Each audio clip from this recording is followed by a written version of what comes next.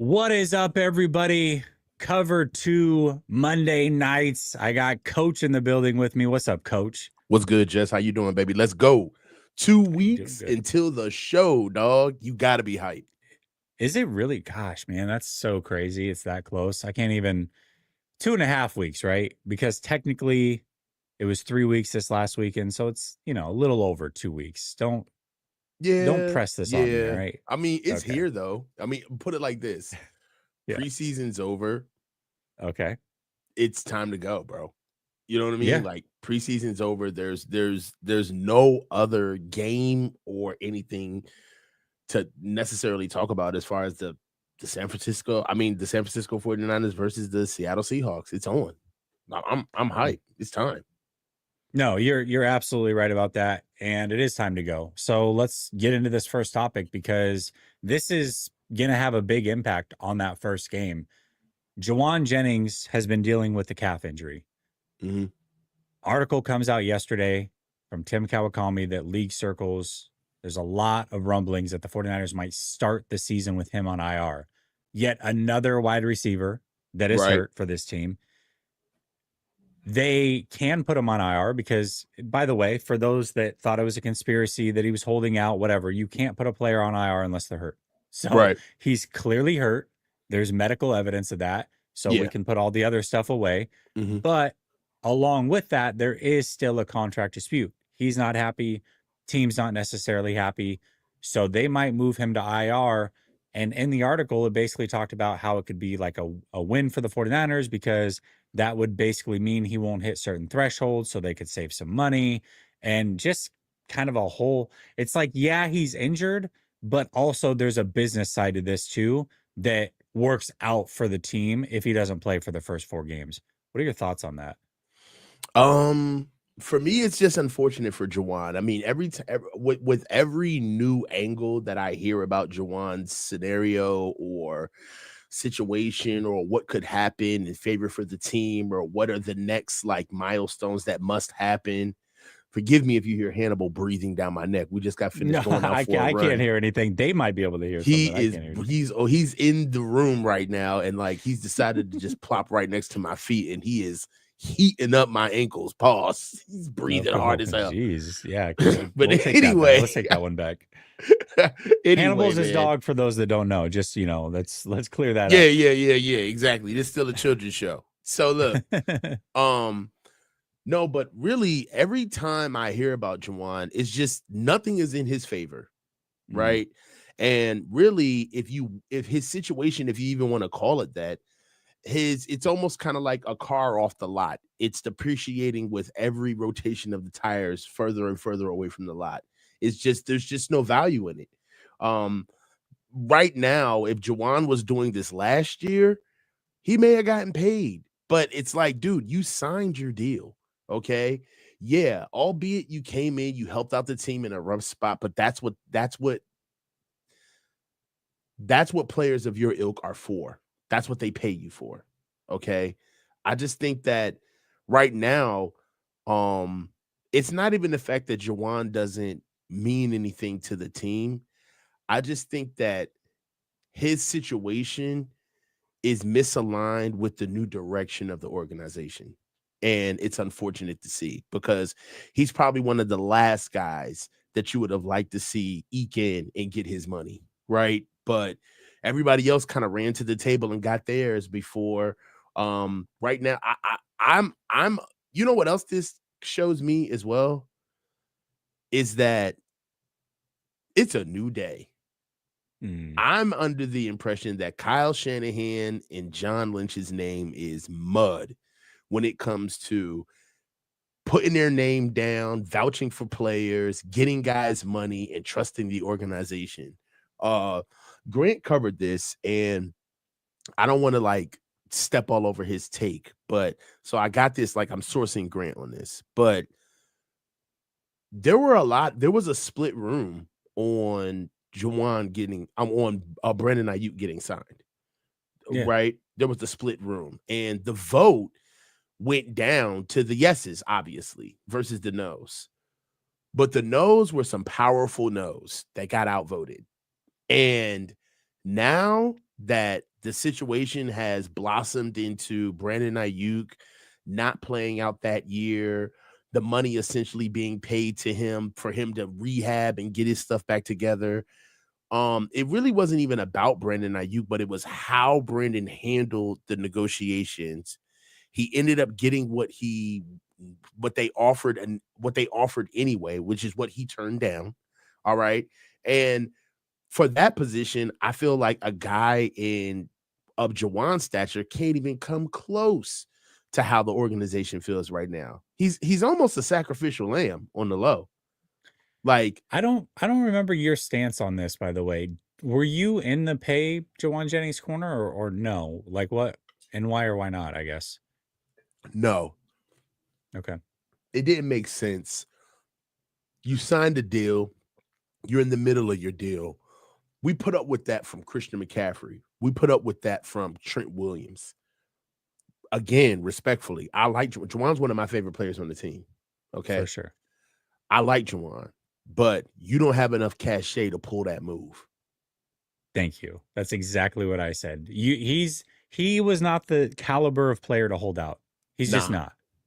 I'm sorry. And that's not even like big time in him, right? But no, not at all. We love what he does. But these guys, they leverage themselves perfectly, right? Like Christian McCaffrey was do it all for us in 2023. All right. And there was no way that we could start a season without Christian McCaffrey coming in, and he got his money. Okay. Trent Williams sat back and watched us ignore the most offensive line talented draft in the past 2 decades. And when he saw that, he struck, rightfully so, and he got his money. Jauan is in the middle of a deal. He's the third option on a team that's already looking to penny crunch, and he's injured.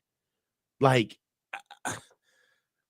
where's the onus on the 49ers to get this guy signed to say, you know what, fuck that, stop the presses, we got to get Jauan done before anything moves forward. So like I said, I think it was a year too late. It's unfortunate, but right now, for what the team is doing right now, they're trying to get guys for parts, and if you're not playing where you're a part of their direct plan, nobody's safe. You know what this whole thing tells me? The fact that they're not paying him, the fact that they're willing to put him on a IR partially for business reasons, is that they know that they're not winning a Super Bowl this year. Right? For sure. Like, and we know, we assume they know those things, right? But they genuinely are just trying to be competitive. But they're not going to sacrifice money to do so. Like, they don't care. They're worried about the future way more than anything else. So the question becomes, and Sunil asked this question to me last week, and I think it's a great question. Why is it this way? Is it because Kyle Shanahan and John Lynch have free runs that anything can happen this year? Or is it that Jed York's setting up an escape hatch of, hey, I don't have a quarterback under a long-term contract. I don't have a coach or a GM under a long-term contract. I got tons of cap space coming up over the next few years. You guys are supposed to be that good. Figure it out. And if you can't, I got a way out of this thing. Which one do you think it is? Respectfully,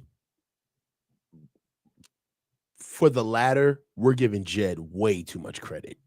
Okay. All right. Okay. We're giving him way too much credit. Like, for that to be even remotely close to what Jed is thinking, you would have to forget about Jim Tonsula, Chip Kelly. You'd have to forget about all of that. All right. The chat's also jumping in like, listen, bud, chill out, would you? Jesse, this is Jed. Please, thank you. Like, that is a lot, man. And good on you. You know, I think even if Jed sat back and listened to this, he'd be like, I could do this. I could do this. You would even inspire Jed. But no. What I think, and this sucks, but hey, man, we're in the boiler room of the Titanic, dude. We know what steerage we're on. We're down low, baby. Okay, we're blue collar, and we understand that we keep the show going. It's all about keeping the beer flowing, the fantasy drafting, and the picks coming. That's what it's about. And what that is that the Niners got themselves a nice little conveyor belt of entertainment. They got them a coach that is a rock star himself. They fashioned themselves a nice franchise quarterback. They got some good pieces that are well known within the league. They got an entire coach to themselves, damn near, as far as championship caliber is concerned. And from a business perspective, you'd be a fool to screw this up. So we're circling the wagons. Right Okay. now, we can't poke our chest out. Okay. One of the things that scares me about the Jed and Kyle business relationship is that I feel like it's codependent. I don't feel like it's a straight up and down business relationship. I feel like they rely on each other for deficiencies that they have professionally. There are certain owners that wouldn't put up with how Kyle performs professionally and with some of the things that we heard that he has gone that have transpired with him behind closed doors, especially in the building. Some owners wouldn't even have that. And on top of it, not only wouldn't have it, but they wouldn't protect you, right? People would be talking about this stuff. And also, most head coaches who would come in for Jed, they would not be held accountable because I don't think Jed really knows how to hold a head coach accountable. I think he lucked up with Kyle. And that's what scares me about this is that when you're talking about the conversation that you've risen, it really is about them just protecting the status quo. Let's circle the wagons, right? I don't see a world where Jed makes it known that Kyle is on the hot seat. No, I don't think so either. I don't think so either. And we're all like, but just like a traditional coach, though, right? Like his job is in the open. We all know what this means. And you're out of here at the end of the year. Kyle will never go that way. Not traditionally. He'll retire or go on a seance or ride off into the sunset on a unicorn, something, but it won't be It'll be a mutual whatever when it happens. Yeah. Mm-hmm. Yeah. Okay. So the next question, I'm getting off on like a tangent here, but I think these are, come on, man. It's important cover two, questions. dog. I know. This is what we do. We have 5 topics and we'll cover one. Okay. So what about if there was an exit plan? Are the 49ers finally in a position where they can get the cream of the crop, or are they in a position where they go back? Because this is what everybody says, right? Oh, well, if Kyle leaves and it's the Tom Zula and it's to me, I look at this and say, this team, at the very least, Kyle and John, say what you want about them, they've brought relevancy back to the franchise. And if you give them 9 years and they don't get it done, I don't think people across the league are looking at that like, oh, that's a risk. I don't know if I can take that job. Like, Jed's kind of a hothead. It's almost like he's kind of redeemed himself through this regime, whether that's him or not. This regime has redeemed the 49ers to a spot where they could be formidable in hiring elite coaching talent and GM talent, in my opinion. Do you agree with that? Yeah. I mean, if you want to talk about the net, not that we trust Jed to do it. That's a whole different thing. Yeah, he's got to stick the landing. That's a whole nother conversation. Yeah. I'll give you that. But yeah, if you want to look at net, what have John and Kyle gave us? They brought us back into the pantheon of relevancy, right? We are talked about. We are where we belong inside the NFL, right? I agree with that. They've also revitalized the standard that we had in our championship years of making sure that we have an identity. Before we didn't have an identity, we were all over the place. With Mike Singletary and Tom Sula, we were 3 yards in the cloud of dust. With Chip Kelly, we were Barnum and Bailey Circus. We were all everywhere, right? With Jim Harbaugh, we were big, we were physical, fast, but we didn't necessarily have all of the play calling down. So for me, I think that they have kind of thrusted us into the 21st century, the cutting edge of what football is. And it was nice for almost a decade where we could go around the league and see teams either out and outright copying us, right? Taking our offense or flatly just mimicking us and failing at it. And the thing about that I want to highlight with this is that everything don't last, man.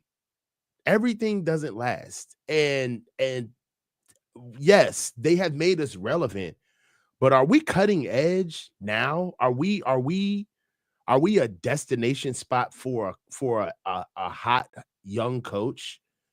Yes and no, right? Like all the names we have, we're not young. We don't necessarily have a lot of young names that are up and coming. We have solidified names. We have names that are stand over across the league, but we also have some guys that are fading off right now. And The 25 and under talent is not very great. It's not good I at will all. say that, yeah. Yeah, it's not really, it's not it's nothing to really write home about. So Yeah. for a young coach coming in, if I'm young, right? Let's say I'm a young coach and I don't necessarily have that much cachet under my belt as far as resume is concerned. The Niners may not be that may not be a place that I want to come to, man. That place is highly tribalized, man. Dude, I'll get in there and they're going to start talking about Kyle while I'm in there. We already saw what they did to Trey. We saw what they did to Wilkes. You know what I mean? Like, if this team does not accept the transplant, it will reject you. This team does not take on guys that they don't like, you know, even to the chagrin of their own success. Look at Nick Sorensen. They raved about the Nick Sorensen hire. He was horrible. Horrible. Yeah, he was really bad. You know what I mean? So really bad. Yes. My biggest thing is that we need a meat grinder to come in here, and an organ grinder really to come in here and revitalize the identity. Okay. We need to kind of get rid of the name recognition, which is very hard to do when you're a head coach. It comes from the top down. And we do need to be a little bit more business-like, you know. I think that would kind of bring in more guys that you're trying to talk about, like hot and ready guys, because it's more of like a plug and play to just fit. But right now, this team is almost becoming like Kyle Shanahan or bust. Like, it's getting so married to what he wants to do. They are so galvanized around his words, around his confidence, that when it's time to move on or try to do something else, they may have to clean house and get rid of everybody. Because it's just like, everybody's too, it's John Jones, man. They're drinking the Kool-Aid. It's too much. You know what you didn't say that I'm going to say, and I know it's going to get people hot. They also don't have the quarterback to attract top talent. They just don't. You can say what you want about it, but I will guarantee this right now. And I'm not saying he's a better player, because right now he's not. But the thought of him is more attractive. If Ben Johnson had been if the 49ers job had been open this last offseason and Ben Johnson could choose between Caleb Williams and Brock Purdy, he would have taken Caleb Williams still. Come on, man. He would have. You see, now this is the part of the show where they're gonna start firing us up in the comments when this shit goes into live. Because somebody go listen to this and be like, he couldn't help himself. He just couldn't help himself. I don't care. I don't care. But honestly, bro, you're 100% right. I know. Anybody who says that, I was like, come on, don't say that you're going the other way on this one. I have a caveat though. Okay, I'm a backdoor your ass. Pause. Okay, but yeah, of course. Whoa. Look, you've got the most plausible moments already. We are not even 20 minutes in, and you have two very plausible moments, but keep going. You're jiggling, baby. Go ahead, baby. So look, my thing is this. We may not have, all right, I concede up front, especially if I'm a new coach, if I'm Ben Johnson specifically, just to stick exactly to your premise. If I'm Ben Johnson, I'm coming from the Lions and I'm looking at Caleb Williams versus what Brock Purdy has done this year. I'm picking Caleb Williams. Okay. I concede that. However, Brock Purdy has the better fiscal situation though. because of his contract. So one thing that I love about the Brock deal is that it is a new coach contract. It's a new coach contract. Oh, A new definitely. coach could bail on him in 2 years, 3 years, and say, "Hey, look, he didn't really kill our cap. You know, he didn't strap us. We can get him out of here." So one of the things that I always have to keep the things that I always have to keep in the back of my mind when I'm talking about Brock Purdy, ever since he got signed, is that you have to you've gotta calibrate how you talk about him now that he's gotten paid, because he didn't get the knockdown drag out contract. He didn't reset the Right. market. And I know that burns you, and I love it. No, That it doesn't. No. That does no. This is exactly what I had hoped for. No, it no, doesn't burn because me. no, Actually, but he it's doesn't. fantastic. What it does do, he doesn't have prove it money though. Oh, we're gonna talk about that. Let's save this because I have this as a His topic. contract is not prove it. I don't think it's a prove it Okay. contract. This is a great topic, and we probably will go 30 minutes on this. So I can see that happening. I have this. I dress it up as another topic, but it's basically this. So save that part of it. All right. But and I want to be clear in what I'm saying because people misconstrue things a lot. Okay. Guess he's saying that Caleb Williams is better than Brock Purdy. That's not what I'm saying. Mm-hmm. Right now, Brock Purdy is the better player. Brock Purdy might always be the better player, Mm-hmm. but the thought of a number one overall pick that is 1 year in the league that didn't get the proper coaching, that is more exciting than what people think they know Brock Purdy to be. That's the point of that. It's what I said about like I said the same thing last year when teams were looking at like even JJ McCarthy. I'm like, right now, if you had offered a team, it ended up being Minnesota, but if you had offered a team that was going to draft JJ McCarthy before the draft, you could have Brock Purdy and we'll take your pick. They would have been like, no, I want the prospect of JJ McCarthy. Doesn't mean that JJ McCarthy is going to be any good at all. We don't know, but it's the excitement of the prospect versus knowing you don't have the elite quarterback. You have a very good quarterback, but if you don't have the elite one, then people want to take flyers on what could be elite. Does All that right. make sense? Okay. So I got a little bit of a pushback. So Okay. what you're doing right now is essentially you're taking everything that Brock Purdy has done, you're Mm-hmm. putting that to the side, and you're pushing forward the Mr. Irrelevant resume, which which I think is a little dubious because he's done enough to get out of that shadow. He is out of that shadow, bro. I had him as a third round prospect. I Okay, all never right, looked at because him as like Mr. Irrelevant. how you're speaking about him is we can look at the prospect of what a first round draft pick does and all of that shabazz next to it. Cool. But but we're looking at what Brock has done. And coincidentally, you're only looking at Brock in the vacuum of the worst year he's ever had in his career, his worst career year. Right? Can I You explain it can't another way? Because I you think I take got Caleb something for you. Williams, just give Brock Purdy the year he had prior. You take Brock Purdy over Caleb Williams. You take Brock Purdy over Caleb Williams in a vacuum, anyways. Like right now, you take Brock. Like that's not a question, Okay. right? Like I'm very clear. What am I about missing? That. Okay, I'm going to put it to you in different terms. Okay. Let's say this is a game show. You have the chance to win $1 million. Okay. Remember Deal or No Deal? You remember that game? Yeah. The dealer would call him, With he'd the offer him suitcase? money, try to yeah. Okay, perfect. So we're playing Deal or No Deal. All Okay. right. Caleb Williams is the briefcase that is not opened yet. It could have $1 million in it. I don't know. You've just opened Brock Purdy. And the deal is, hey, we're going to give you 300 grand to walk away right now, but there's 3 other briefcases up there. One of them is $1 million, and one of them is Caleb Williams is one of those briefcases. Maybe it's $1 million, but maybe it's $40. You don't know.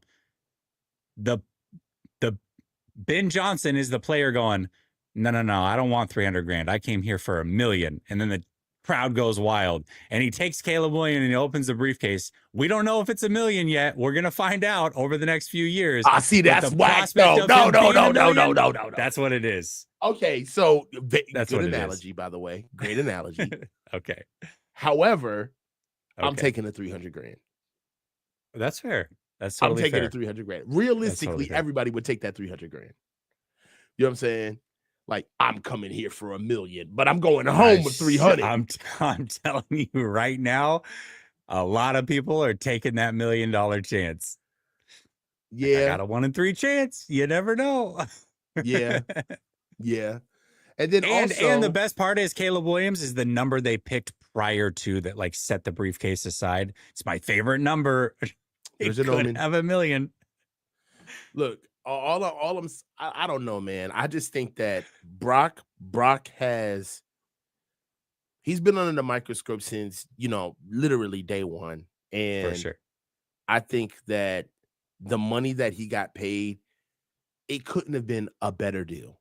It's a perfect. If this was perfect deal. If you look in the dictionary for win-win, this deal will be right next to it. Just click the link and look at this deal. It's a win-win. It's the perfect win-win.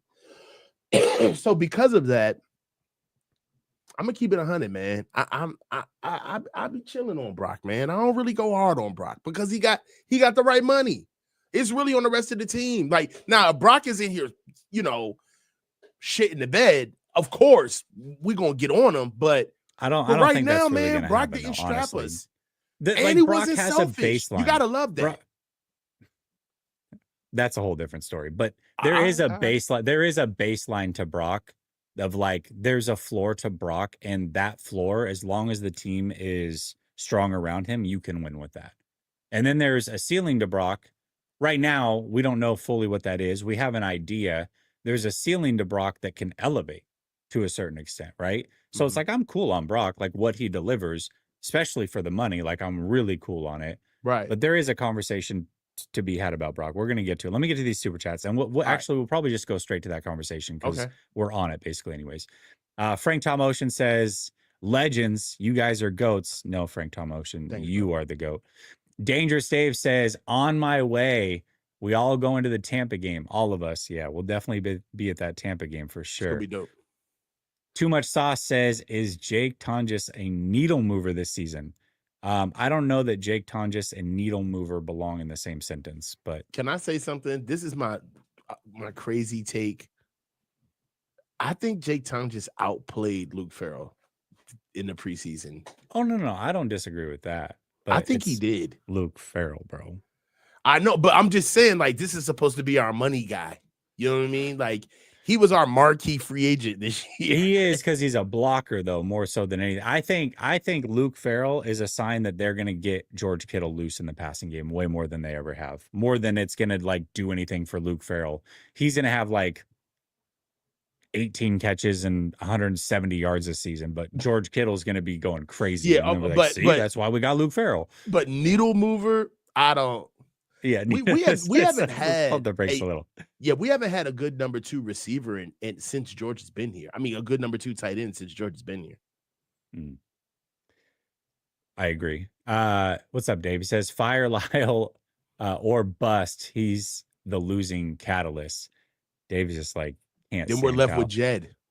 I know. Right. Frisco Shill says, neither of you say why Johnson would prefer Williams over Purdy. I did. State your reason for the perspective of a head coach that wants a QB to execute his system.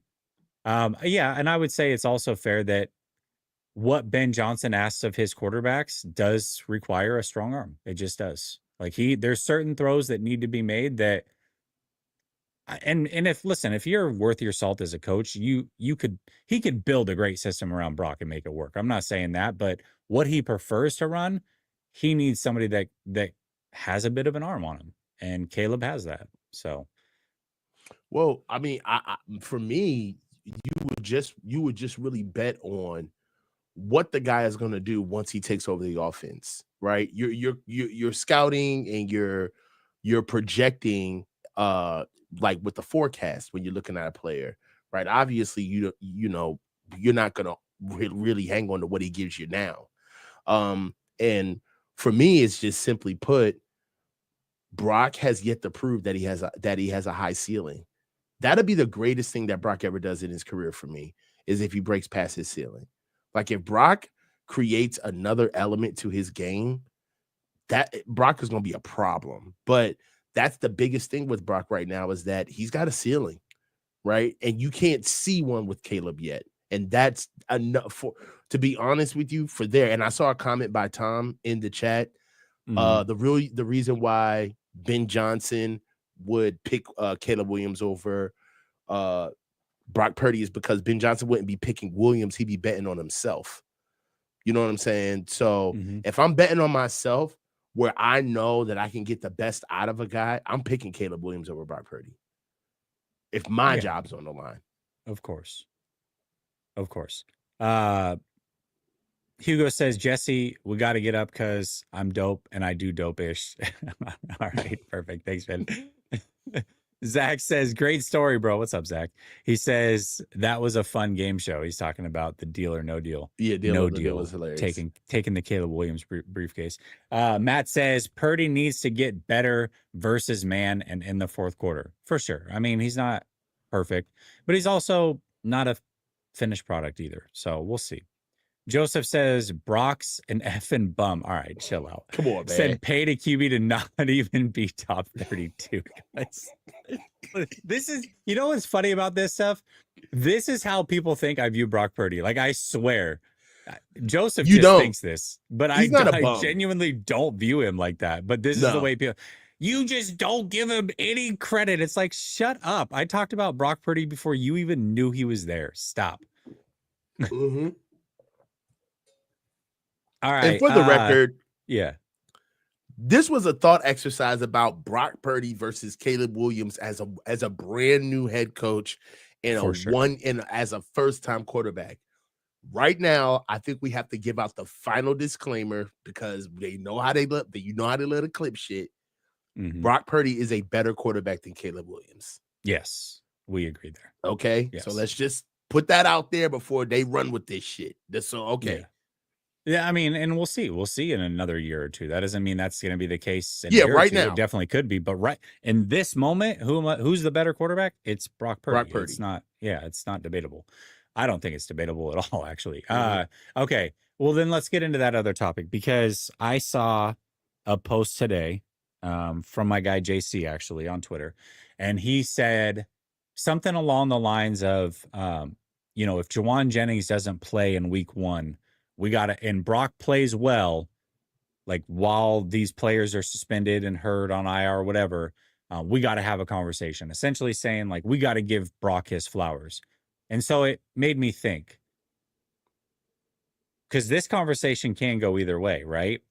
You can go, and I want to see where your head's at. You can go with the route that he said and say, hey, he deserves his flowers. But you can also say, well, he still has CMC.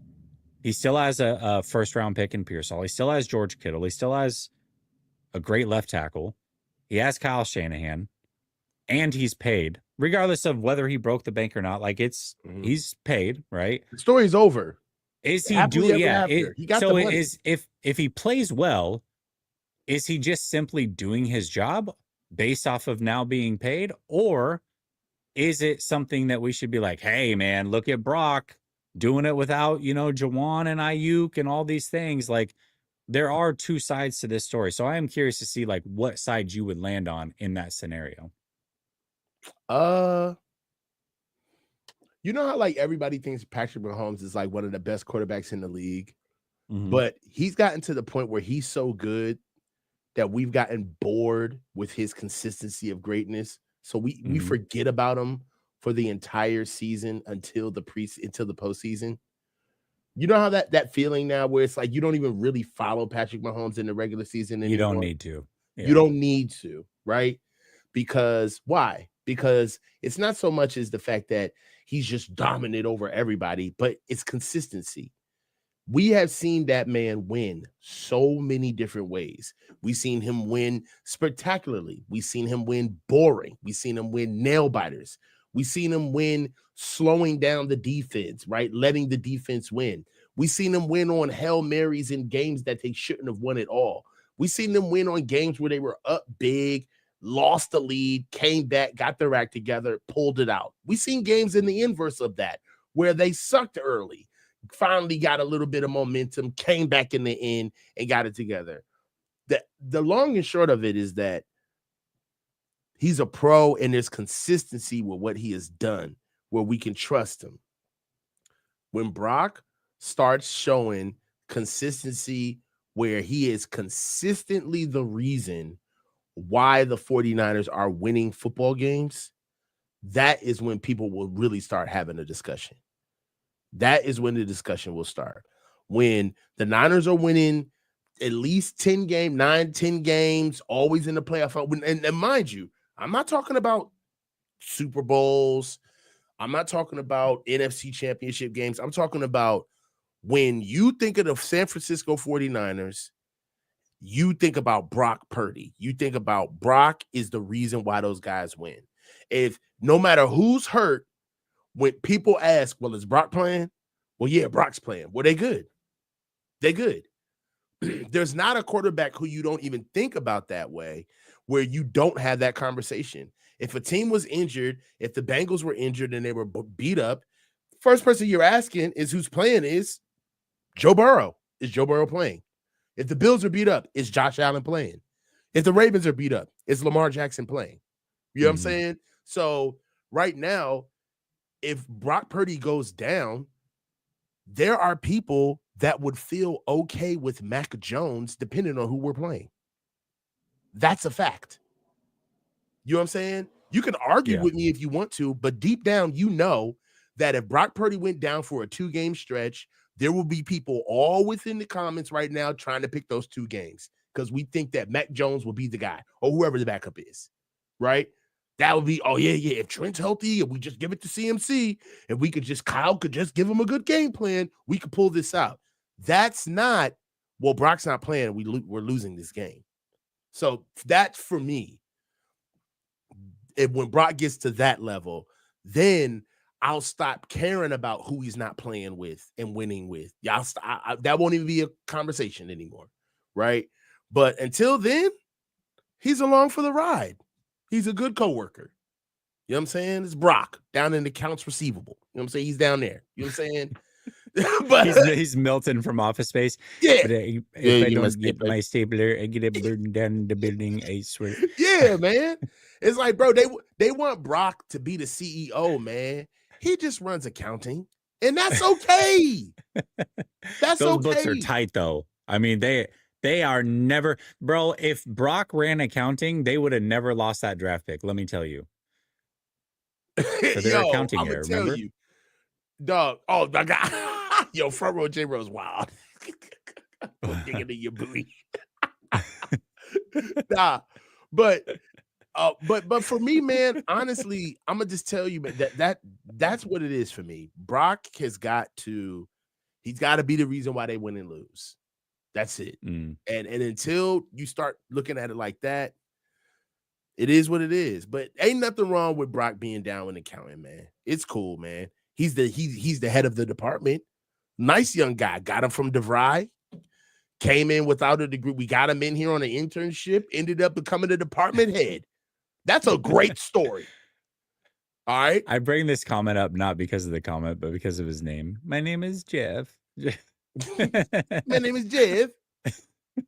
All right. Corey says, I have friends who always tell me that Kyle Shanahan is one of the greatest offensive minds in football. Am I wrong for thinking that he's overrated because I can't look past the playoff failures?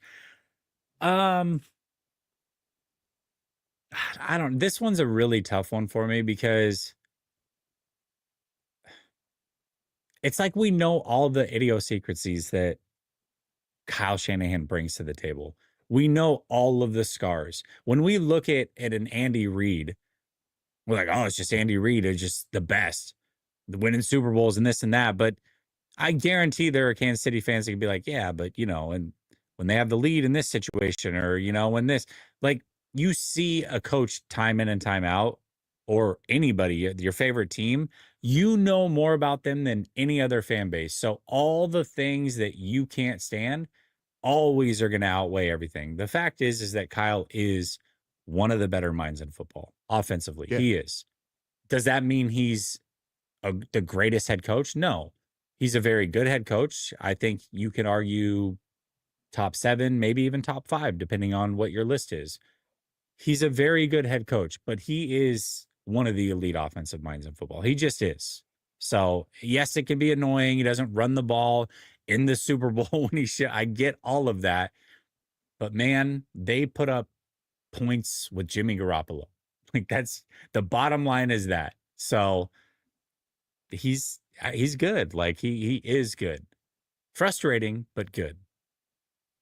He's good. He's a very good coach. He's a very good coach. His intellect is off the charts, and he knows his system in and out. You got to give him that. And one thing about Kyle is one thing that I've never said about Kyle is that he's lazy. I've never said that No, Kyle is he's a lazy. tireless worker. Kyle is a very hard worker. Kyle, sometimes his sometimes Kyle's like work ethic gets him in trouble. Sometimes he works too hard on game plans and it's way too dialed in and he needs to relax. I think that's one of Kyle's biggest issues. You can't outwork him. You won't outwork him. And he's one of the greatest offensive minds that the game has ever seen. And that's not even like from a head coaching perspective. I'm talking about him. He's a part of history. You know, his father and those guys, they changed football. So Kyle's a part of rare. He's a part of rare air. So like the douchiness is like somewhat justified. Yeah, for sure. Real quick though, there's almost 600 people watching across the platform. So wherever you're watching, if you could just stop, hit the like button, it's free. Just puts it out there for other people to check us out.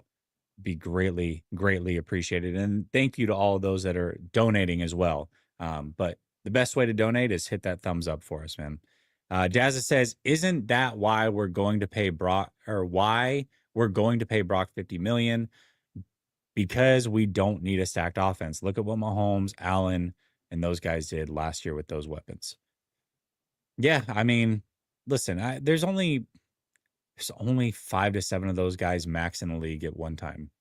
And we can say, hey, Brock's not one of those guys, and that's true.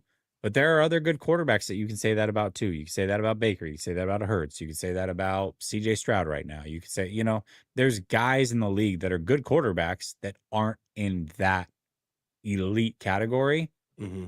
Just is what it is. It's most of the quarterbacks in the league. So other guys that you look at and say are good across the league, you can say that about them too, for the most part. Zach says, I think Brock has a real shot at being that guy. It's in there. I want to highlight Dusty Gold 3032's comment. Okay. Because I think that this is a big deal. Kyle doesn't have Eddie breathing down his neck like Walsh. Walsh had stress. One thing that I will say is I've been around Kyle. I've been like all of us have been around Kyle, but I have been around him for a while, especially when he came over here to DC. And one thing that I will say that that happens with Kyle is that he responds to fear. He responds to, I'm about to get my ass fired. We're about to lose. Kyle, I'm going to tell you, some of Kyle's best work is when he has been truly scared that he was going to lose his job or get embarrassed. I got a couple of examples for you. Okay. One, Kyle's season with the Washington Redskins with RG3's rookie year. They started off that season 3-6. They were horrible. The year before, they had tried to get it done with John Beck, of all people, and Donovan McNabb. They benched Donovan McNabb in the middle of the season. And at that time, they were ready to get Mike Shanahan out of here. Mike had even started talking about guys during the season in the middle of the year. Mike had actually given out a press conference basically talking as if the season was over. Like, oh, we're going to see who really wants it. We're going to, really take audit of who wants to be here. And it was it. During that time, it was widely reported that Daniel Snyder had like basically walked down into Coach Shanahan's office and was like, "You're done.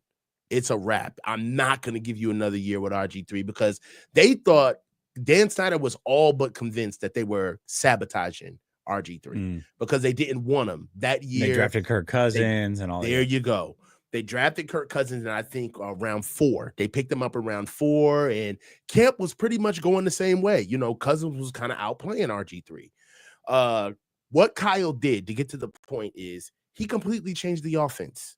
All of that, my sacred offense bullshit went right out of the window, dude. They adopted Baylor's offense. Hook and they took it all right? Changed everything, ended up, you guys know, you guys are football fans. They went on like a 6 or 7 game win streak, ended up going to the playoffs, losing to the Seattle Seahawks. They were up 14-0 on the Seattle Seahawks. RG3's legs fall off in the middle of the game. The shit was crazy. All right. So he does it there.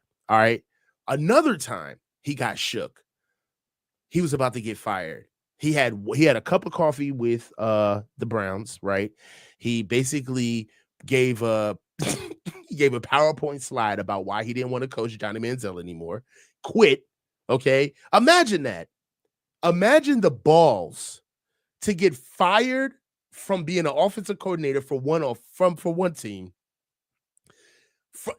botching the number 2 overall pick, then going to another team, getting another high draft pick, all right, and then telling the ownership why you don't want to coach him. Now, albeit history was on his side, Johnny Manziel was a train wreck, but just the balls to do that.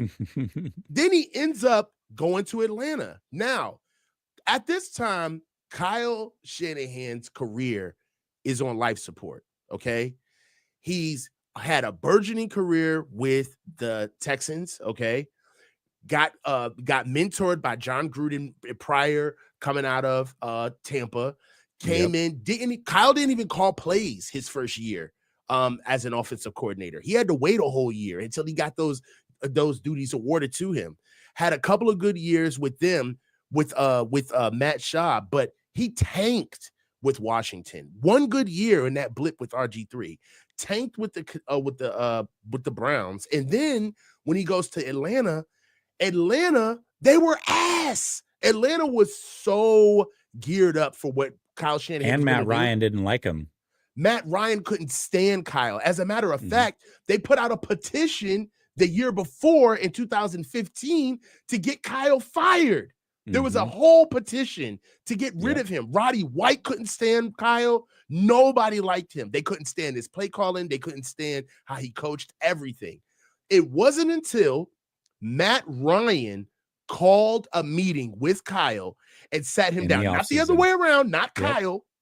Matt Ryan sat Kyle down. They went and had a beer and basically had this whole kumbaya about like, hey, listen, we got to run things my way. I'm a veteran quarterback. Let's meet on the same page. And the rest is history. We all know what happened in 2016, right? Kyle goes and blows the biggest Super Bowl game, the biggest Super Bowl lead in Super Bowl history, right? However, all I'm saying is that the year that Kyle went, they had basically one of the best offenses in NFL history that Atlanta year in 2016. They were on fire. But that year came out of fear. Kyle was fighting for his reputation. He already knew that it was time for him to move on the crossroads of either I'm going to be a career coordinator or I'm going to hurry up and become a coach. What happens after they go to the Super Bowl that year? Kyle comes here, right? We get Kyle. But if Kyle and those guys don't go to the playoffs that year in Atlanta, Kyle could be floating in press boxes all around the NFL, bro. He only responds to fear.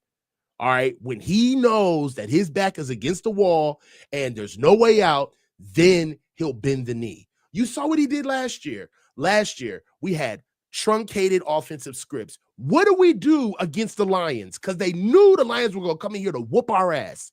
Whole new game plan. Pulling out the stops, running screens, running hurry up, quick game, the whole nine. Kyle's like a child, bro. Like, he has to feel the urgency. I'm dead ass. So that's my take. That's my TED Talk. But Kyle with fear, that's the only way. He got to be scared. I don't disagree with that. That's actually a really good take. It was a long-winded approach to get there, but it was a very good take. I had to prove what I was saying, though. Like, Yeah, there's just instances, bro. There's proof. There's prove-it points. I got you. And we know the Kyle Shanahan story very well. We remember last offseason, you and I went crazy on that. That was one of the most popular shows that we've ever had, I think. We went in the weeds on what Kyle Shanahan was and was not, and it was very eye-opening for a lot of people. It was, man. Dave says Brock can't see if his guys are open, throws 20-yard Hail Marys, will pass up open guys down deep and take a sack. What more do we need? He's great, right? Higher interception ratio in the fourth quarter last year. We good. All right, dude. Dave's doesn't care. Matt says, why can't there be a nuanced convo about Brock? He was very good. He was very good capability scrambling for yards against zone. He's lethal against man. He struggles. Hero ball syndrome, fourth quarter blunders, clean those up, and he's elite. Yeah, I think absolutely. his arm talent shows up when defenses play man against him. And man, Croc always says you don't need arm talent until you need arm talent. Hold on, arm strength. He has arm talent. These are two very different things, by the way, and a lot of people get them confused. Brock Purdy has elite arm talent, in my opinion. He doesn't have elite arm strength. Those are two very different things. Arm talent to me is throwing from different angles. Yeah. Getting the ball out quickly, popping it over players when, you got somebody in your face. Like, that's arm talent. He can make all. Okay, here's a great example. Trey Lance has great arm strength. I don't think he has great arm talent. Those are two very different. Trey Lance doesn't throw from angles. He doesn't, you know what I mean? Trey listening to you, better watch out.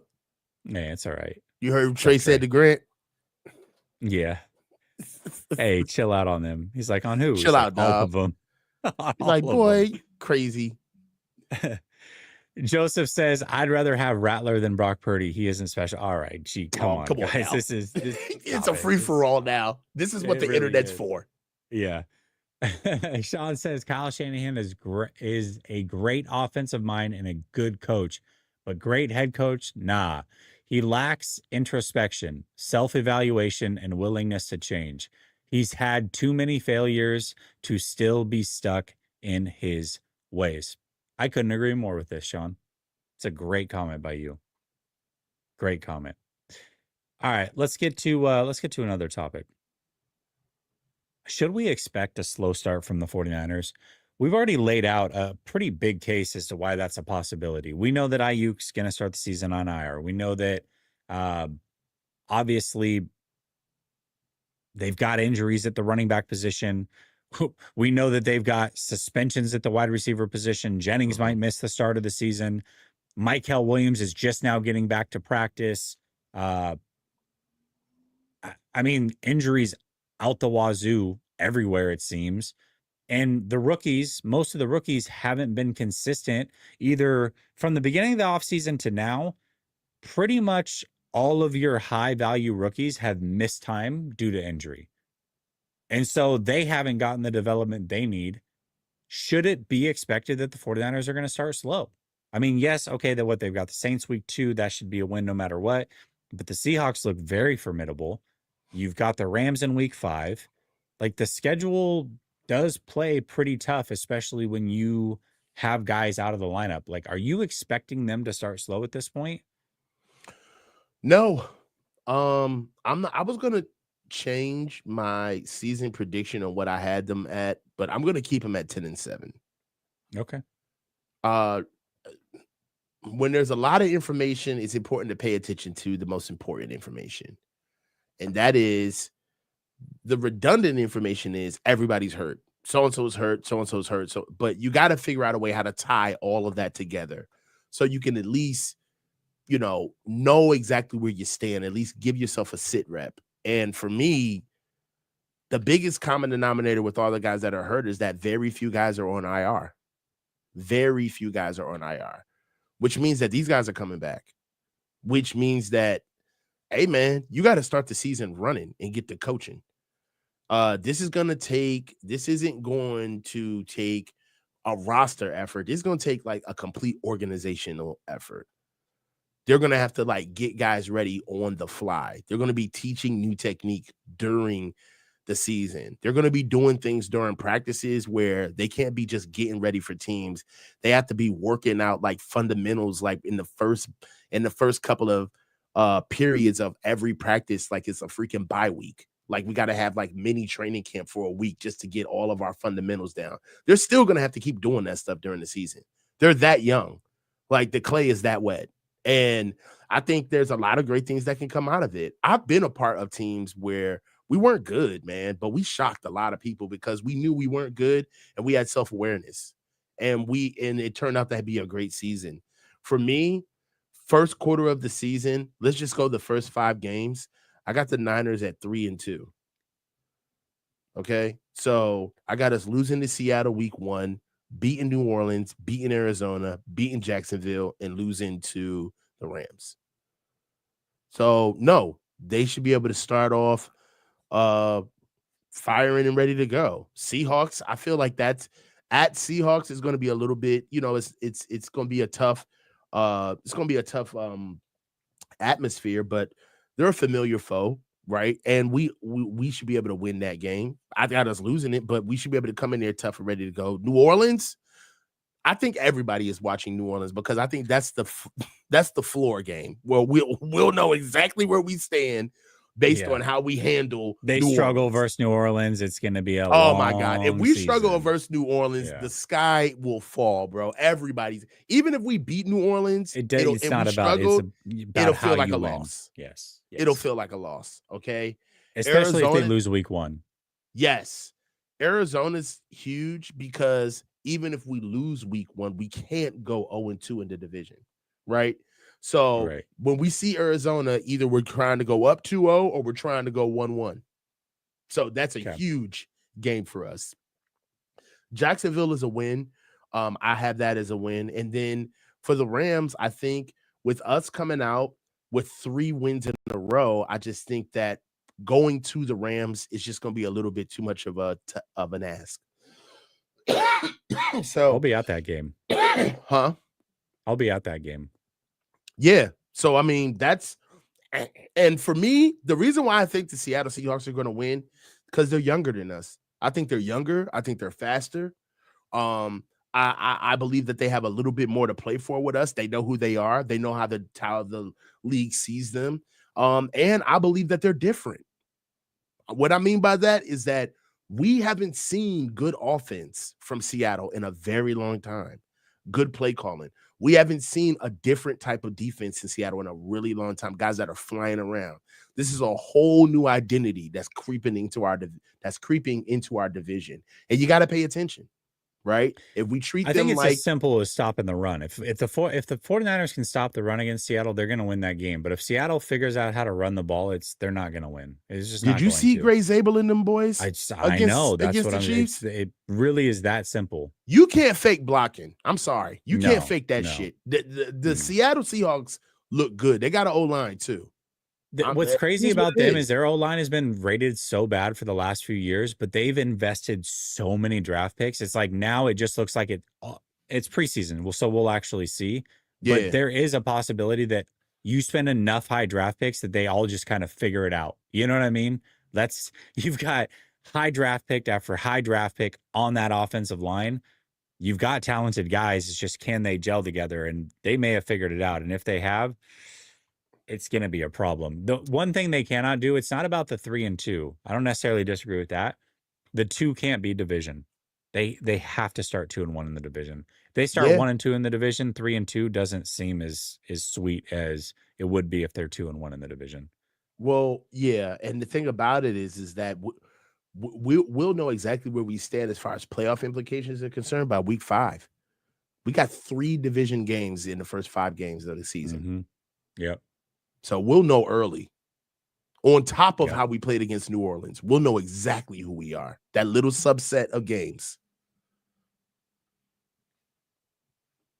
Remember when I said we were almost to 600? We're over 700 now across the platforms watching. So thank you to those hitting those like buttons, pushing it out to the algorithm. For those of you that haven't, please do so. Big help. It's a great way to support the show. It's free to do. Just hit the like button. It just puts it out there in the ether. So we appreciate you. Hit all the likes. You know I keep score, okay? You petty Betty. I'm very petty. For 2 weeks now, you just argued with me of why it would be basically a miracle if the 49ers made the playoffs. And then you just hit me with, I got them going 10-7. Yeah. You have to explain this to me. All right. So the reason why I have them going 10-7 is because of the injuries. I think that these guys are coming back, and when they're coming back, they got to be ready. I don't want to. This is my thing. I don't want to kill the season before it starts. If I say that they're going to the Super Bowl, or if I get like unrealistic 13-4 and all this other shit, like what's gonna kill it is the moment they have a 3-game losing streak or they lose 2 games in a row and we got 9 games left to go in the season. Like that's not a good season for me, right? What I want is I just want them to go out on their shield. Just go out on your shield. Just leave it all out there. Just use everybody. Don't care about who's getting paid more than this guy. Try your best. Like at what point does, like, now we've seen politics play on this team, right? Let's go, for example, Jordan Mason. Jordan Mason didn't play because Jordan Mason was entrusted with fumbling the ball a couple of times, and Kyle Shanahan didn't necessarily like him, right? So Jordan Mason got shelved. We've seen that happen many times with many players on this team, right? But at what point do we get to like the level of like so close to our goal where it's like Kyle gets obsessed and just rolls his sleeves up and it's just like, you know what? Fuck that. Everybody, we're doing it. No ego, no narratives, no beefs, no slights. Everybody who needs to play is playing. We're doing exactly what we need to do to win. I don't care if we throw the ball. Like, I really thought that Kyle was at that position where we beat the hell out of the freaking Packers and we threw the ball like 8 times. Remember that? Like, yeah.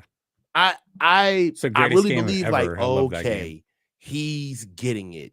He's getting it. He knows how to win ugly because like that's the shit that Bill Belichick has, where it's like Bill Belichick doesn't care how he looks. He doesn't care what they have to do to win. They're just going to win. And I've caught Kyle trying to be too cute at times. But come to find out, he was just doing that to just embarrass his colleague, LaFleur. Like, that's all that was. So, like, it bit me in the ass. But truthfully, I just want them to live up to their standard. I think 10-7 is their standard. And I think that they can live up to it. They've got a lot of good players on this team still. We're not loaded, but I think that from a fan perspective, even when we were at our best, I don't think fans realize that this roster is not realistic.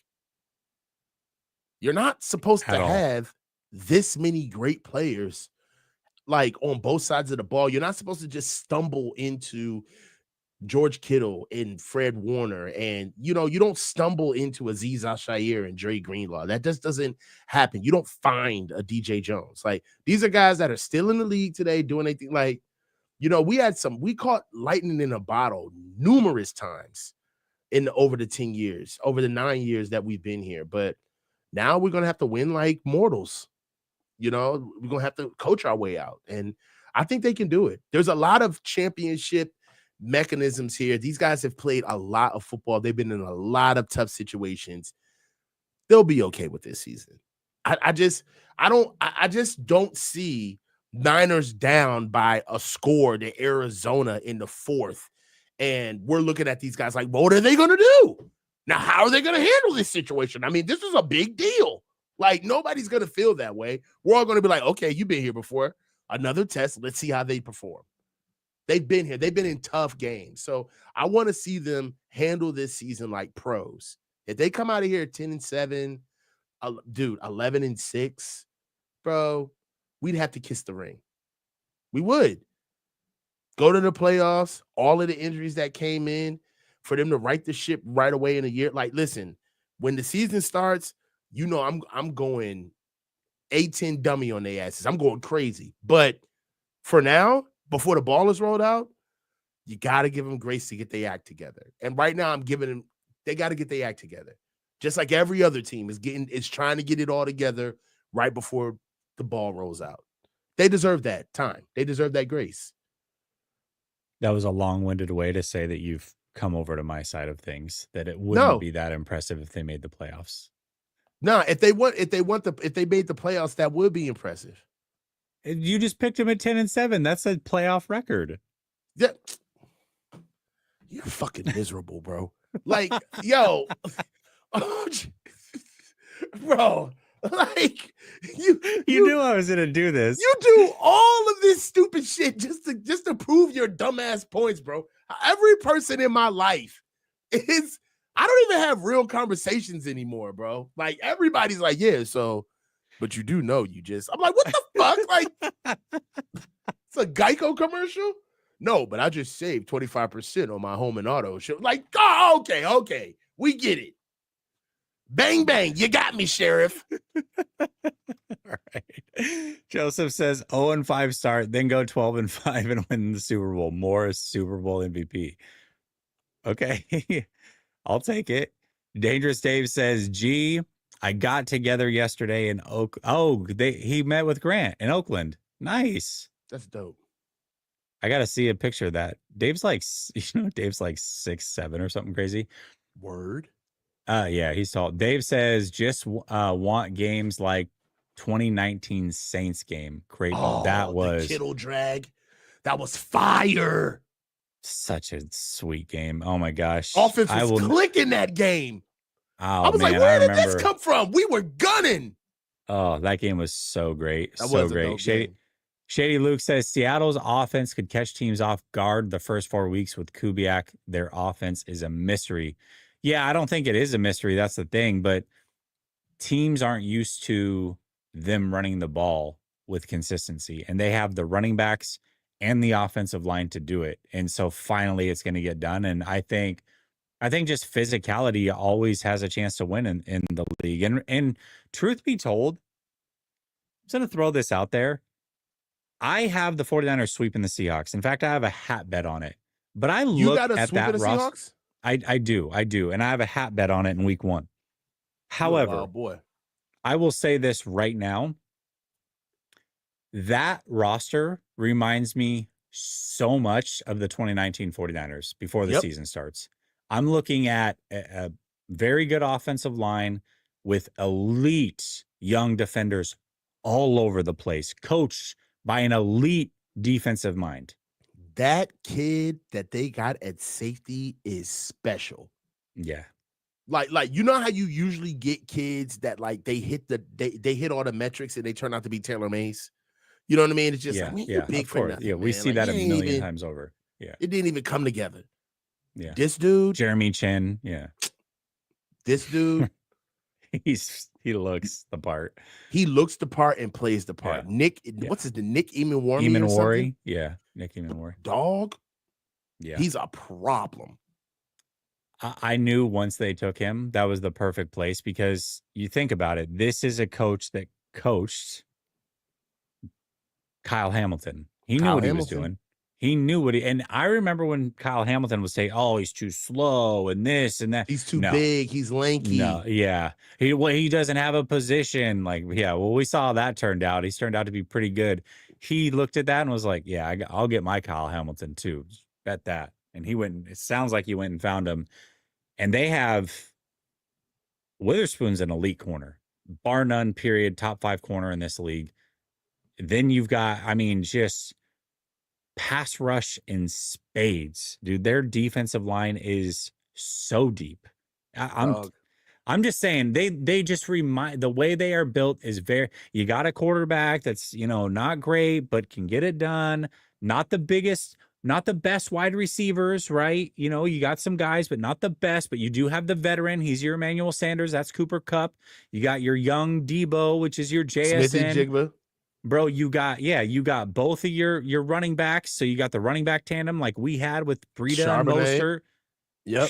I'm telling you, man, they very, very reminiscent of the 2019 49ers. I don't know that they're going to go on that kind of run, but if they do, I wouldn't be Sneaky shocked. good. Sneaky good, yes. And nobody saw it coming with the 2019 Niners. So Yeah, nobody saw us coming. That's what was so dope about that year, because every game was like a surprise attack, like catching somebody off guard. It was just like, oh, you don't know? You don't know? yeah. Remember the Browns game? That was the best game. The Monday. Oh, first play, Breida just breaks one. bro. Nick, before we knew he was MAGA. Come on, man.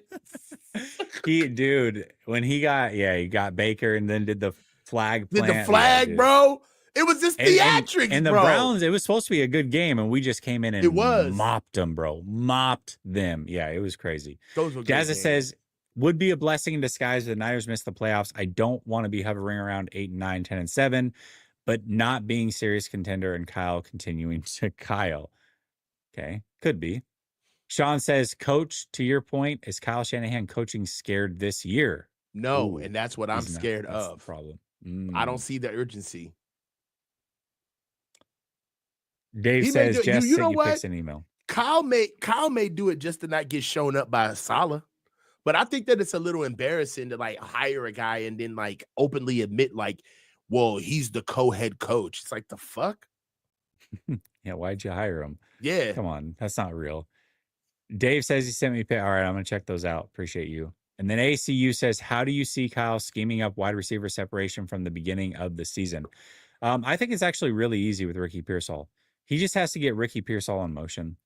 And as long as he does that, Ricky's going to get free releases, two-way goes, and he's going to be fine. If he leaves Ricky Pearsall stagnant on the outside, it's not going to go well. It's just not. That's not the type of receiver he is, and that's okay. Like, Wes Welker wasn't that type of receiver either. Julian Edelman wasn't that type of receiver either.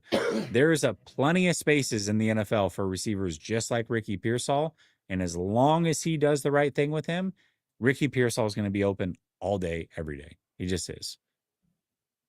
Screen game. We got to be the Minutemen, right? Help out our offensive line, get the ball out quick, get Brock in a rhythm. I see a lot of what I see is a lot of shotgun. Brock spent majority of the whole season last year in shotgun. They're going to continue that this year. But also, I'd like to see a lot of screens from under center. And the reason why I like the screen game from being under center versus from being from shotgun is that Brock can be able to keep the ball himself with a lot of keepers, being able to roll out, have some naked boots, getting the ball out quick, getting some rocket screens, some now routes, some tunnel screens. I think that having at least 6 to 10 screens in your game plan, it's almost like if you're a writer, it's like a screen is almost kind of like a comma. Like you need a breath. You need to take as you're talking and you're reading through everything, you just need a quick pause for effect, right? And screens slow down tempo. Screens keep defenses honest. You can play different plays off a screen game. I really think that Kyle would they'd do really good if he started that early. And the reason why I'm talking about early is because it took Kyle forever to start running screens last year. Like, he didn't start running screens until like maybe the 10th game of the season, bro. And we were all noticing it. Like, finally, like he's running screens. So when defenses are pinning their ears back and teeing off on you, bro, run a screen. Got to do something. Yes.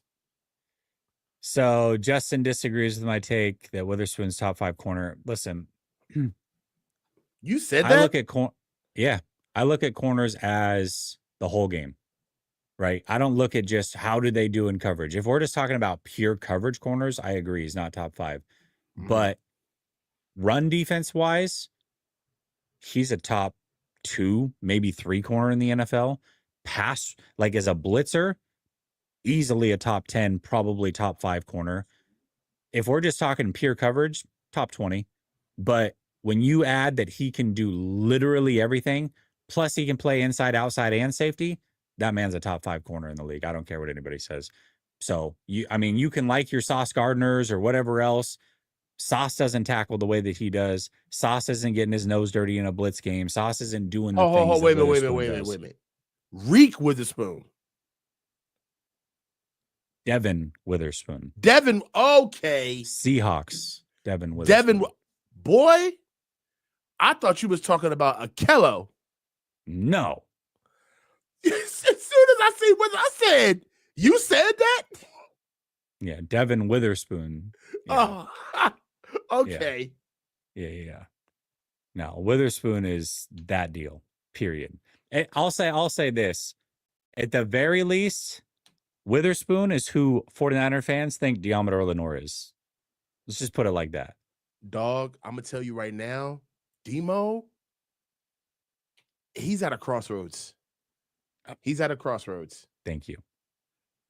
It could all, thank you, Tom. And it could all be crazy for Deommodore Lenoir if he does not have a good year this year. For real. Because what's not fair to him is that there really is nobody else. It's just him.